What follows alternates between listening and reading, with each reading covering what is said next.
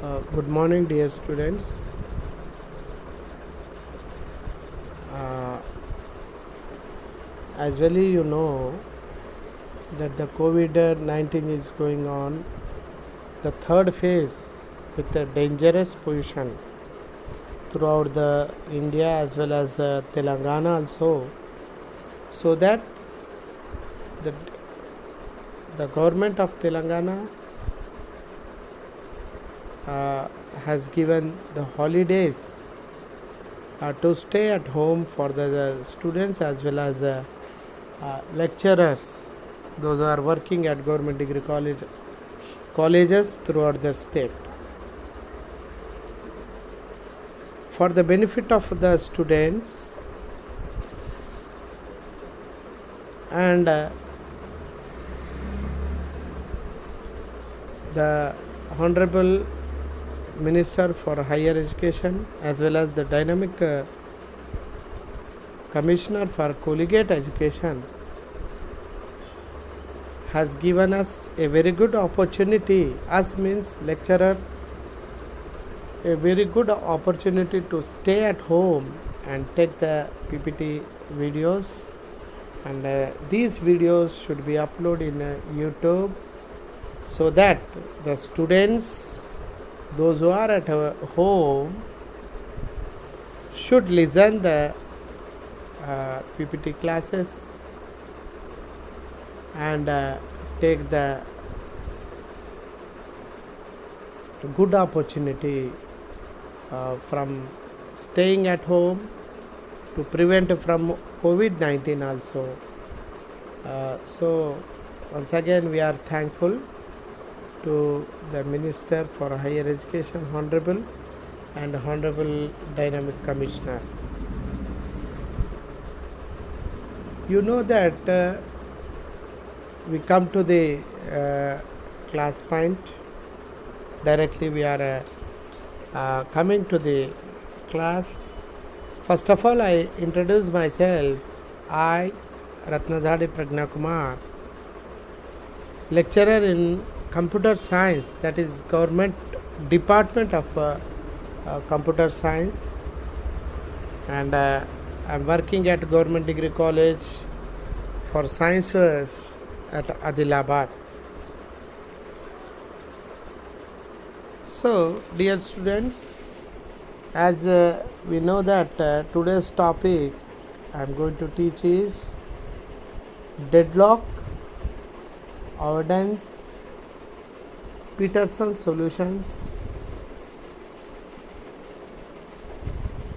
memory, contiguous memory allocation, memory protection, segmentation with paging, virtual memory, benefits of virtual memory, and so on.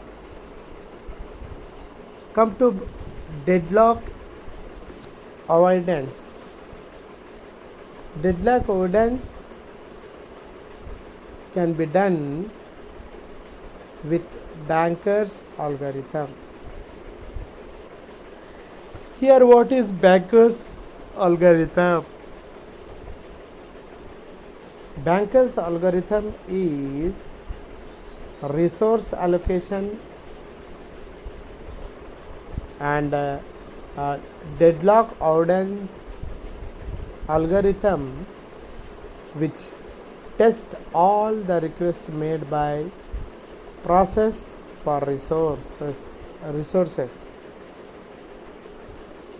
It check for safe state if after gathering request systems remains in the safe state, it allows the request, and if there is no safe state, edit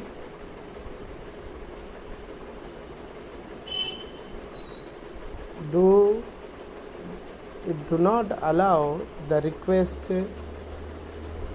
made by the process. Here inputs of Banker's algorithm. The first one is max needs of resources by each processes. The second one is currently allocated resources by each process. And the third one is max free available resources in the system. Inputs to Banker's algorithm. Maximum needs of sources by each process. Currently allocated resources by each process. Maximum free available resources in the system. These are the inputs, and here allocation request and available, that is ABC, ABC and ABC. If PO allocation of ABC is 0, 1, 0, request of ABC is 0, 0, 0, and the available ABC is 0, 0, 0. If P1, then the allocation is 2, 0, 0 ABC, and the request ABC is 2, 0, 2, and availability is null. For P2, allocation 30, that is ABC is 303, request ABC is 001, and no availability. For P3, the allocation ABC is 211, request ABC is 100, no available. And for P4,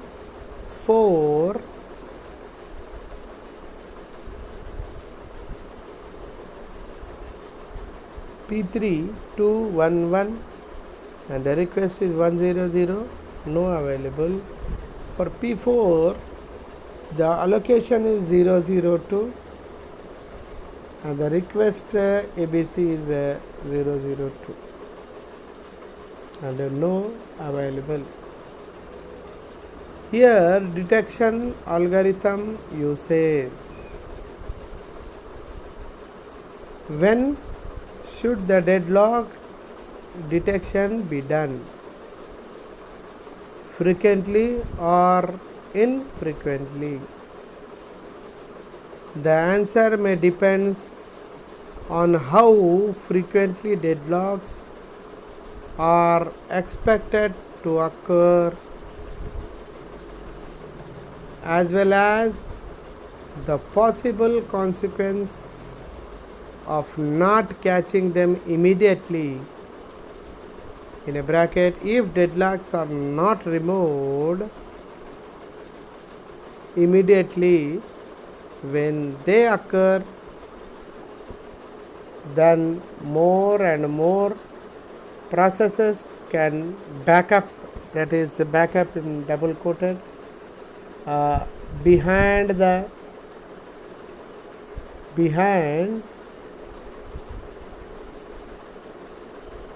deadlock, making the eventual task of unblocking the system more difficult and possible, demanding to more processes. Full stop, and bracket is closed. There are two obvious approaches, each with trade-offs. The first one is Here, do deadlock detection after every resource allocation which cannot be immediately granted. This has the advantage to detecting the deadlock right away, while the minimum number of processes are involved in the deadlock. That is bracket is closed, opening bracket. One might consider that the process whose request triggered the deadlock condition in the cause is in double quoted of the deadlock, but realistically all the process in the cycle are equally responsible for the resulting deadlock. Bracket is closed.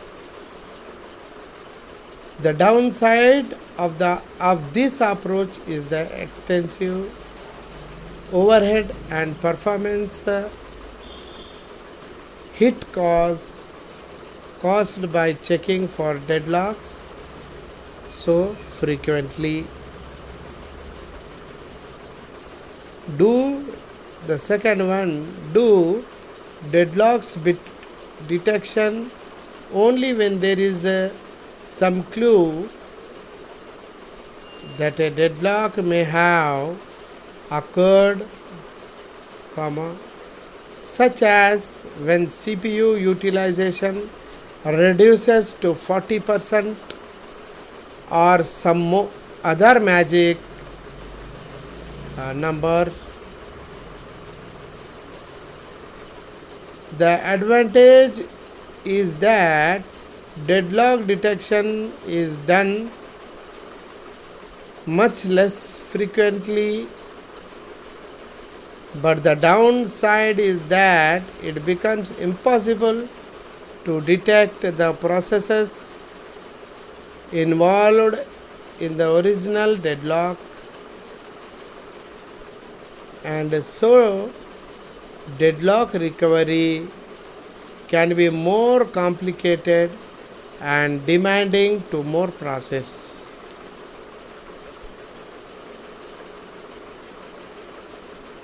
The third one,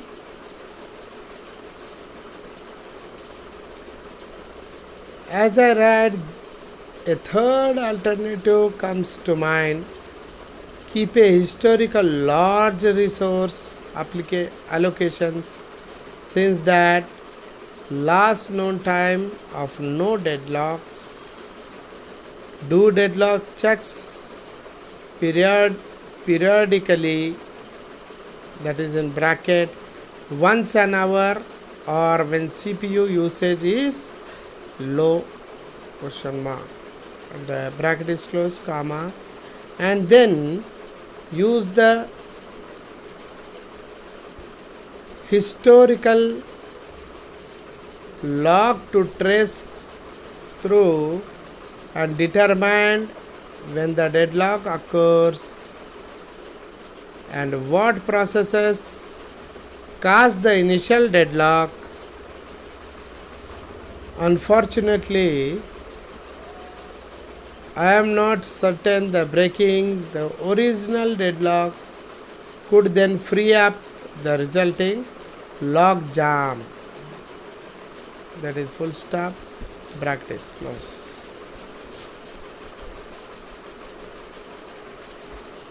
So some of the features, the general idea behind deadlock avoidance is to prevent deadlocks from every happening by preventing at least one of the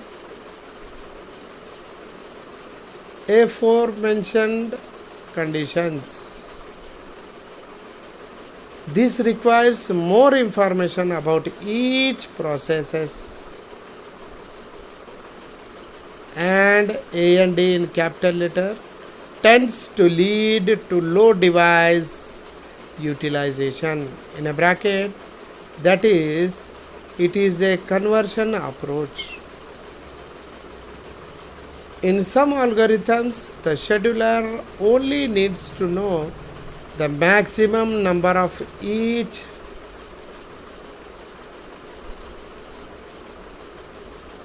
resource that a process might potentially use. In more complex algorithms, the scheduler can also take advantage of the schedules of exactly what resources may be need in what order.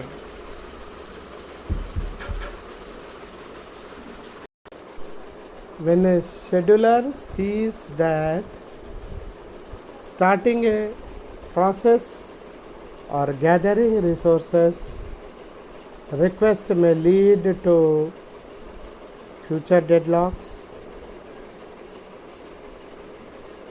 then that process is just not started or the request is not granted.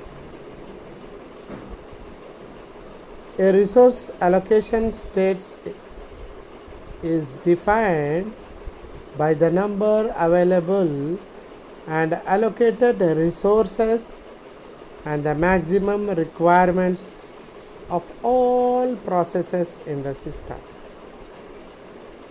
That is 13.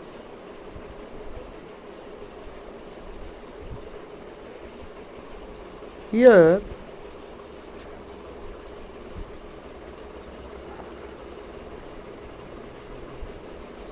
safe state. A state is safe if the system can allocate all resources requested by all processes in a bracket up to their stated maximums bracket is closed without entering a deadlock state.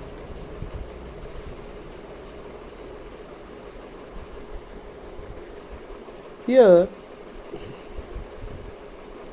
more formally, a state is safe if there exists a safe sequence of process, that is in a bracket P0, P1, P2 to Pn bracket is closed, such that all of the resource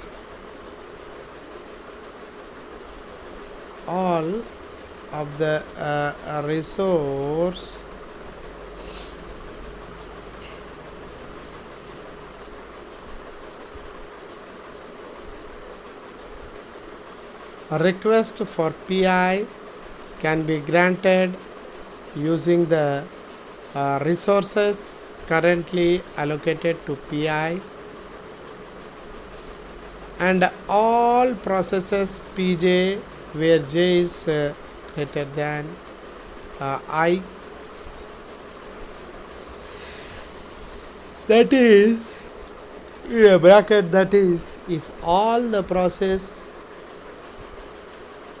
prior of P1 finished and free up their resources, then Pi will be able to finish also using the resources that they have feed up.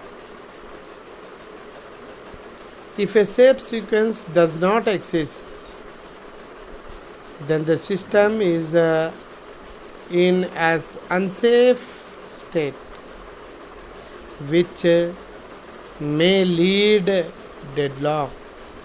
That is in a bracket, all safe states are deadlock free, but not all unsafe states lead to deadlocks. That is bracket close. Here in a bracket, in these blocks, maximum needs, current allocation If P0 maximum needs are 10 and the current allocation is 5. If P1, then the maximum needs is 4, current allocation is 2. If it is P2, then the maximum needs is 9, allocation is 2.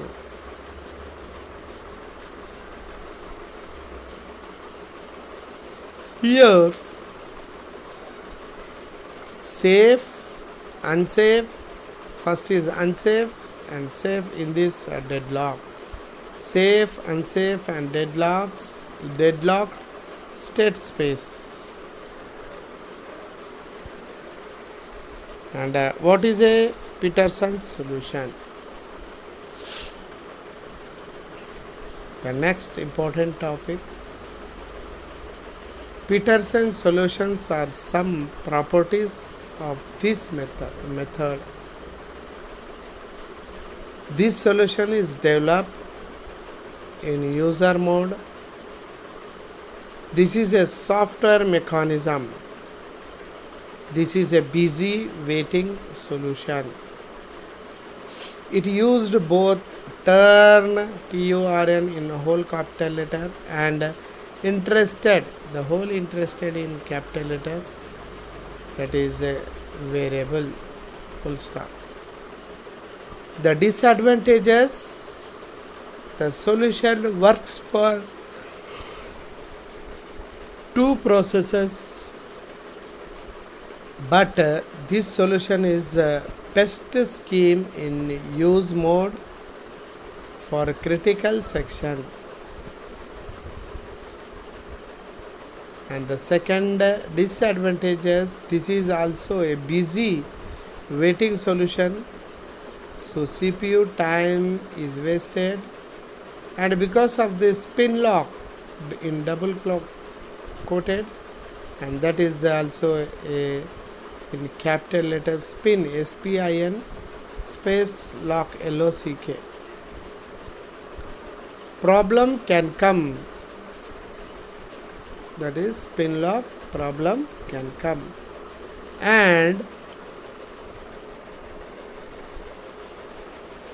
this problem can come in any of the busy waiting solution. Next is memory management. Main memory refers to the physical memory, that is the internal memory to the computer. The word main is used to distinguish it from external mass storage device such as disk drives. Main memory is also known as RAM, read-only memory.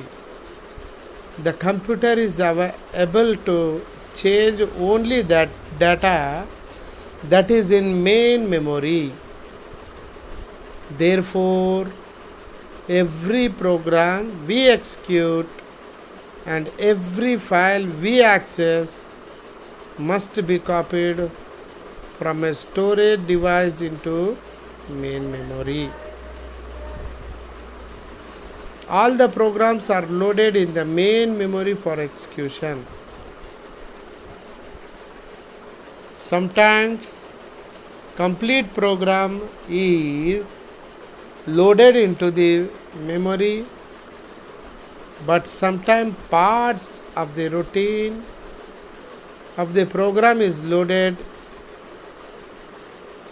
in the main memory only when it is called the program. This mechanism is called dynamic loading, and this enhances the performance. The next topic is swapping. A process needs to be in memory for execution, but sometimes there is not enough main memory to hold the currently active process. In a time sharing system, So access process are kept on disk and brought in to run dynamically. Swapping is the process of bring in each process in main memory, running it for a while and then putting it back to the disk. This is swapping. Contiguous memory allocation. In contiguous memory allocation, each process is contained in a single contiguous block of memory. Memory is divided into several fixed size partitions.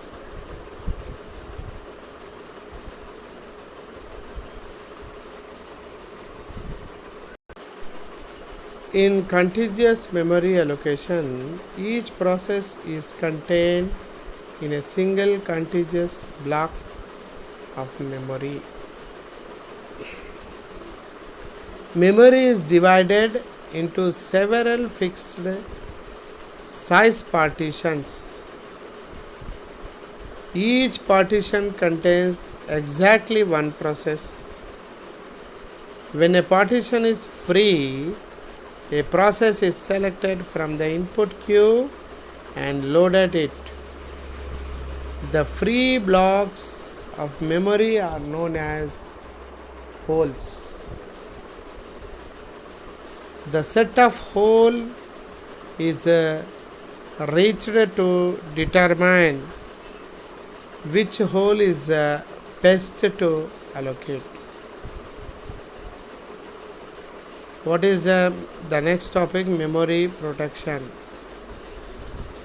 Memory protection is a phenomena by which we control memory access right on a computer.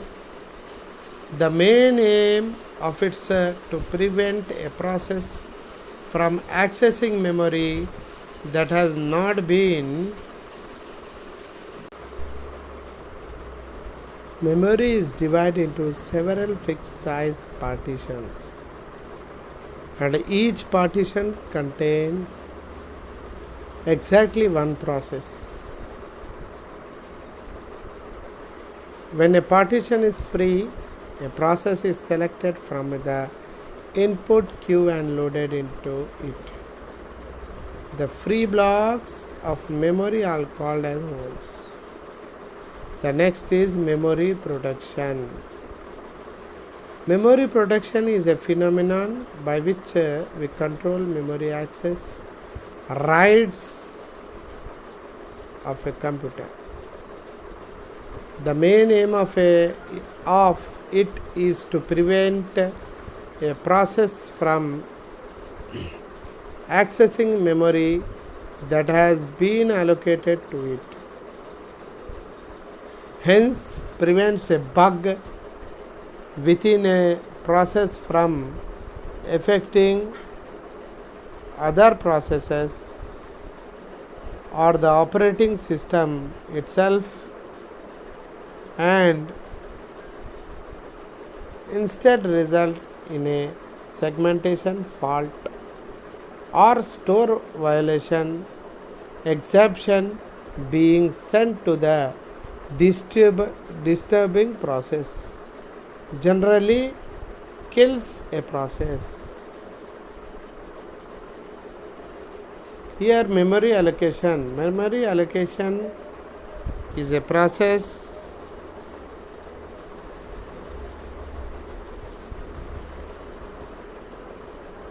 by which computer program are assigned memory or space. They are of three types: first fit, best fit, and worst fit. First fit, the first hole is a big enough is allocated to program. The best fit, the smallest hole that is big enough is allocated to program, and the worst worst fit, the large hole that is a big enough is allocated to program. The next is segmentation. Segmentation is another memory management scheme that supports the user view of memory. Segmentation allows breaking of virtual address space of a single process into segments that may be placed in another contiguous area of physical memory. So, dear students, here only we can stop the class, and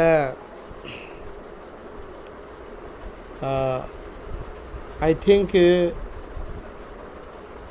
can well prepare by PPT class, hearing the classes, and by these classes you can prepare your own notes by staying at home, and we are very much thankful to the government of Telangana and the Honorable Higher Education Minister, as well as the Dynamic Commissioner for Collegiate Education, for giving a best opportunity by staying at home and taking the PPT classes to the students benefiting by the PPT class listening and hearing. We are very much thankful, and the students,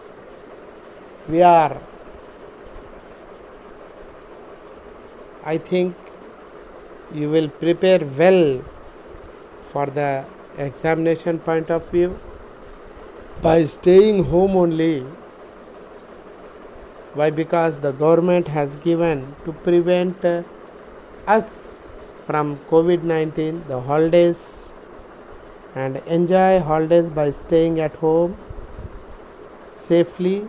If you have gone for any work, first sanitize and sanitize your hands, and mask should be used carefully, and the distance should be maintained, so that we have to prevent from COVID-19 third wave. And for this we are very much thankful. Once again, wish you all the best, students, for examination point of view. Thank you.